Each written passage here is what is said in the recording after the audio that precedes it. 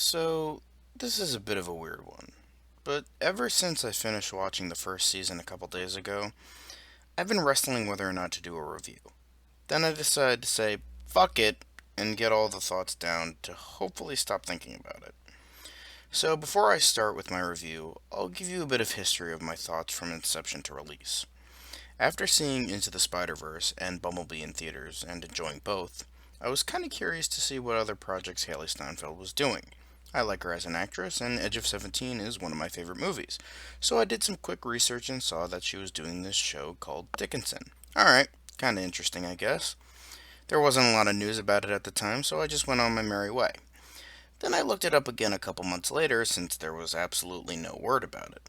I then found out it was going to be a historical fiction show with a modern edge, being compared to Marie Antoinette, a raging dumpster fire of a movie made by the least talented Coppola. So that left a bad taste in my mouth, as well as the fact that Wiz Khalifa was playing Death. So I was like, alright, this show is probably going to suck major balls. With that thought in my head for a while, the first trailer was released. Didn't really help matters for me personally. The second trailer was eventually released, and that was a major improvement, so I decided at the very least I was curious enough to give it a shot, as well as the fact that I also heard that David Gordon Green was an executive producer and directing a couple episodes, and I've grown to like him with the newest Halloween movie, and John Mulaney being a guest star was also a plus. So as I was going through the month of October, seeing horror movies I hadn't seen before, as well as reviewing horror sequels and remakes, the day was coming closer and closer to finally watch the show I thought for sure was going to be complete tripe, outside of the couple things I mentioned. I, of course, eventually watched it, and I can confirm that it was, in fact, a very pleasant surprise, albeit with many flaws. Let's get into it. First off, everyone does a fantastic job performance wise. Haley Steinfeld is great as always, as well as Ella Hunt, Jane Krakowski, Toby Huss, Adrian Esco, Robert Picardo. Just 99% of the actors were great. Now, with that 1% of performances, I think you can take a wild guess as the only person who didn't give a good performance. Wiz Khalifa, I'm sorry, but you should just stick to music, buddy. Which, to be fair, isn't that great to me, but other people seem to like it, so just stick with that. The thing is, with everyone else, when I see everyone in the show, I see their characters. I see Emily Dickinson, I see Sue Gilbert, I see these characters for what they're trying to be. But when I look at Death, I just see Wiz Khalifa cosplaying as the villain from Princess and the Frog. It's just. Ugh. But despite him, everyone was great. I also thought that the writing was surprisingly really, really good. With a show like this, I expected a lot of beating you over the head with obvious commentary and treating you like a child, but it didn't. There were a couple idiotic lines here and there, but overall, it treats the audience like adults. What a thought. Greg Berlanti, take notes, please. Anyway, the music was kind of annoying at first, but I slowly got used to it. It's not exactly a show for my demographic, so I didn't expect them to start playing Alice Cooper or Pink Floyd out of nowhere, even though I do think that there are plenty of rock power ballads that could have worked rather well. Might as well be On Mars by Alice Cooper, Since I've Been Loving You by Led Zeppelin, literally any song by Meatloaf. I think they could have worked at certain aspects, but that's just my thoughts. I also would like to say that this show was surprisingly really fucking funny too. Like, I was laughing out loud at certain scenes, and like a lot, which I don't really tend to do with many comedies because most of them nowadays are terribly unfunny. But this was great. It had some good dark humor I appreciated as well. Not super, super dark like George Carlin or Bill Burr or something like that. No, not those levels of dark humor, but still morbid enough, and I liked and appreciated that. Plus, I will admit the character of Joseph had me laughing my ass off because I knew guys like that in high school and college, so they nailed the whole fuckboy personality to a fucking T. It was hilarious. Alright, so getting into the actual meat of the show, I want to state that the first three episodes of the show were quite excellent. Like 9 to 9.5s easily. They were really well done, well performed, and well written. Those episodes really stood out to me, and unfortunately, the rest of the season did not live up to those standards. The later episodes were good, but they weren't amazing.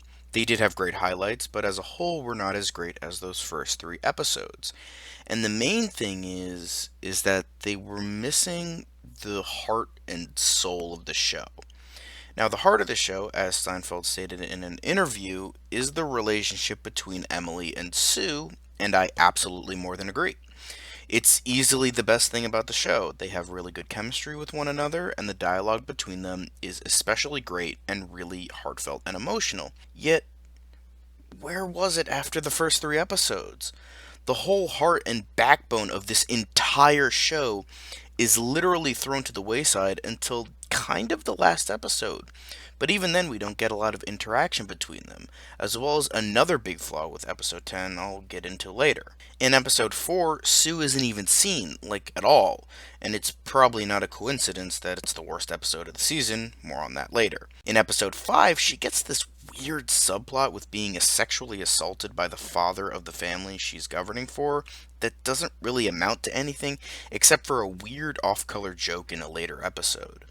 Then she finally returns fully in episode 6, but I feel she barely has a relationship with Emily until the last episode, which again, as I stated, still has major flaws. Well, yes, I am aware the show is called Dickinson and not Dixon and Gilbert. The whole backbone of the show is the relationship between them, as well as the fact that the best scenes of the show are between the two of them and how they evolve and grow together, making the later episodes lack a certain spark that made the early episodes so good. If I were to compare it to anything, the relationship being the backbone of the story, it would probably have to be The Fly. The reason that movie works so tremendously well is the relationship between Seth and Veronica, as well as the chemistry and dialogue between Goldblum and Davis. To me, it would be like if Veronica left the movie at the end of the first act, came back in the middle of the second half of the second act, then did fuck all until the last 10 minutes of the movie. Sounds kinda dumb, right? That's what I felt when watching, and it was kinda disappointing. While we do get something a bit later with the character of Ben, I don't think that relationship was as interesting as Emily and Sue. Plus, it was painfully obvious he was gonna die anyway. Another flaw I noticed was that the show was also really oddly structured and paced. I get the idea of the show, it being a bizarre, fictionalized rendition of Emily Dickinson's life. I get that, and thankfully, it never marketed itself as a real life true story with only a small percent of it actually being true. But even with all that, while watching, it just felt oddly structured. The way it was that it did have an overarching story, but very few things carried over from episode to episode, as well as being, for lack of a better word, episodic. It felt almost like a sitcom at certain points. Now, if that's what they were going for, more power to them, but I personally found it to be very jarring, as well as having various subplots that go nowhere and are never brought up again, or just weirdly tied up in a little bow and serve no point. The Sue subplot in episode 5 being one of them, with others being Lavinia's nude portrait, the dead baby grave, albeit being morbidly hilarious. The stuff with Mrs. Dickinson before the wedding, the escaped slave, and a couple others. These aren't bad subplots, and some do serve a point, but the way they're executed just felt off to me. Like the writers didn't know what to do with them after a while, so they either just threw them to the wayside or just quickly tied them up without thinking about it. Not a huge fault, just something I noticed that could definitely be improved. This isn't Jacob's Ladder. You can have a clear-cut narrative and have it be bizarre at the same time. I mean, it worked for Altered States. Okay, so last point, I swear, but another thing I wanted to touch upon was the worst episodes of the season, episode 4 and episode 10. Ironically, both having John Mulaney, which is either a sign of him being a terrible actor or they just wasted some serious talent. I'd like to believe the latter. Episode 4, as I said, was the only episode without Sue, so you lose the heart of the show. But the episode also doesn't do anything creative with not having Sue, which could have worked if written properly. Instead, they do a typical, overused, never meet your heroes cliched plotline. Like, fucking really?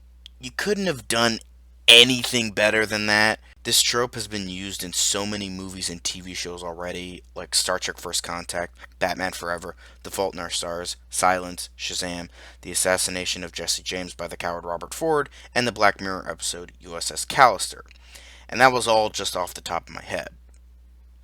Okay, not really, but still, some of those were. Just asking to be a bit more creative moving forward. Once Emily gets the idea to go to meet Thoreau, I immediately knew the entire fucking story. It's just something really idiotic that I feel needed to be pointed out. Then, finally, we get to the season finale, and the biggest problem I had here was that everyone acted extremely out of character. It felt like a goddamn fever dream. Unless it was, but I don't think these guys are that clever or will do any backtracking, so it probably all happened. Austin acted like an asshole for almost no reason, and Sue never really said anything to him to stop him from going completely apeshit on Emily. Then Emily stands idly by and does nothing, and the only thing she does do was part of a hallucination. Sue never calls Austin out on saying that it was Emily's fault that she didn't want to come to the wedding, even though she totally knew he was lying. Then, when Emily finally does stand up to her father and says she'll be the greatest poet ever, he's like, yeah, okay. Like, dude, what happened to all the ranting and saying women can't be writers? Consistency, people. Now, I could be missing something, and feel free to call me out on it. I can take it, it's fine. But I just feel that a lot of the character actions during the last episode was absolutely bizarre and really jarring and not in the good way. Now, with all my rants, you're still probably in awe that I called this show good at the beginning. It is. It most definitely is. The criticisms I have are from a place of passion. Positive passion, specifically. Much like the feelings of Tony Stark, I wanted this show to be better. Because it has almost all the ingredients to be truly great. It just has those weird flaws that prevent it from reaching that. I hope that season 2 can improve on the first season, because for a freshman effort, it was damn good. I was pleasantly surprised, proven wrong, and I severely enjoyed it. With season 2, though, I fully expect Since I've Been Loving You to accompany a hardcore lesbian sex scene.